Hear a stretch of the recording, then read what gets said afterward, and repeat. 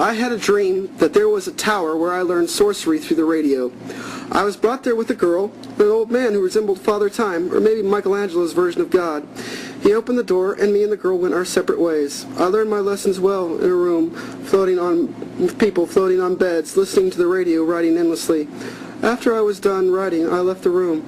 I went into a room and saw the Book of Life, Excalibur, hanging on the wall. I went to touch the king's sword and released a monster, a giant spider with a fly on its back.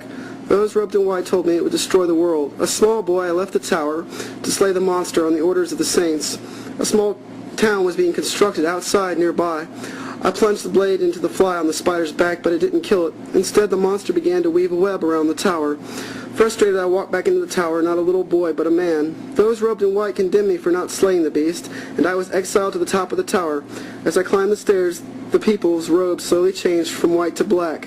Then I came into a room where there were kids wearing headphones, riding around in circles on skateboards in the center of the room. There was a gigantic movie screen playing Apocalypse Now. I could hear the song The End playing by the doors, but something inside me told me all you could do in this room was play games.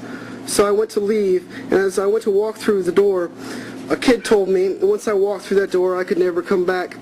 I walked and opened the door, and there was a long, dark hallway. There was the girl the old man had brought into the tower with me.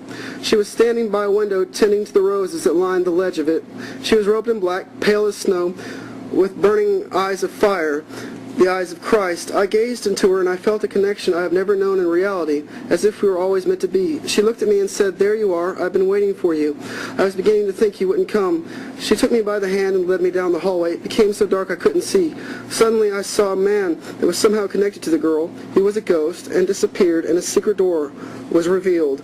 It led to the top of the tower. Hand in hand, me and this girl walked up to a throne. There was a man cloaked in black, sitting on it in darkness. He was wearing a robe and removed his hood, and I saw a crown of thorns. He looked at me and said, "You have written a book to the radio that contains many words but no spell. My only crime was that I tried to save them.